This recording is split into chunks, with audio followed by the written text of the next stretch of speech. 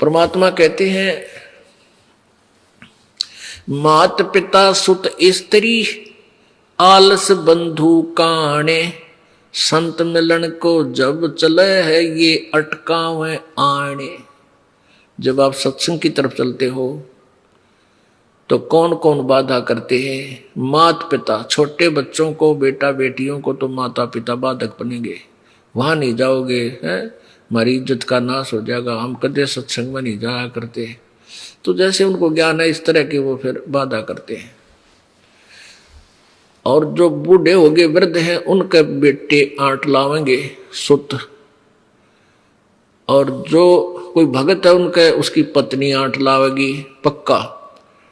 अब तो खैर समझदार बेटी होगी, नहीं पहले नो कहा करती तो बोलो जा बाबा तो बाबा बनेगा, और वह खड़दू उतार देती है, हाय तो बाबा बनेगा, घर छोड़ कर जाकर शाका तार दिया करती है। अब नहीं करती ऐसी, अब साथ आती है बेटियां पर, क्योंकि ये मार्ग जो है घर छोड़ने का कोई ना, भक्ति प्राप्ति का जो मार्ग है ये केवल घर छोड़ने तो नहीं मिला है। भक्ति करो, घर पर रहो चाहे बाहर रहो, भक्ति करे पीछा छूटेगा। तो ऐसे मीराबाई जी जैसे कहा ना, मात पिता सुत स्त्री और आलस बंधु कान।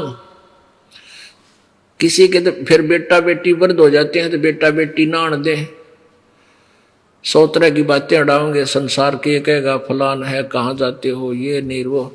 और फिर या फिर लोक लाज बंधु कान, और या फिर आलस।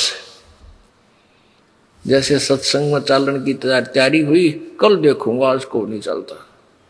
एक भगत बताओ था कि एक बार मैंने कान पकड़ दिए, तो जब भी छुट्टी मिला सीधा भाग गया हूँ भगवान के अड़ बैठे अमृत वचन सुना। एक बार 5-7 दिन का सत्संग कराया करते हम पहले, उसने छुट्टी भी पहले दिन यूँ कहता है भगवान छुट्टी मिल जाए, मैं 7 दिन सत्संग में सुनूंगा। वह छुट्टी मिल गई, नौकरी करता था।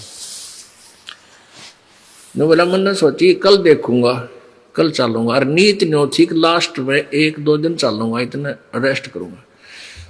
अब जिस दिन सत्संग शुरू होना था उस दिन उसका दूसरा सत्संग शुरू हो गया। वहां उसकी बहन का बटेऊ आ गया, उसका जीजा।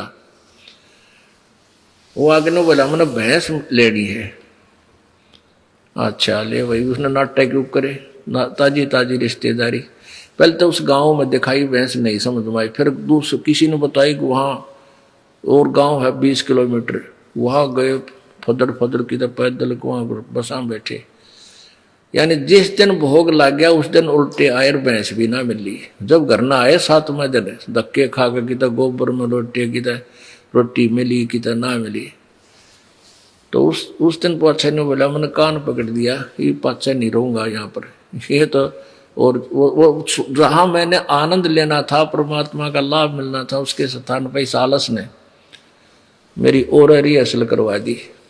तो यहां परमात्मा कहते हैं मात पिता सुत स्त्री, और किसी का पति अपनी पत्नी ने फांसी घाल के बैठ जाए तो नहीं जाएगी, नो है रो है। तो कहने का भाव है ये काल के ही अड़चने हैं, और ये काल की अड़चन इसलिए है कि यू भक्ति ना करे, संतों के पास ना जावे, और यू यही मर खप के और गधा कुत्ता बन के धक्के खानता रहे। काल ये चाहता है, और भगवान ये चाहता है परमात्मा कि ये परमात्मा की प्रेरणा में कहीं ना कहीं जाते रहे।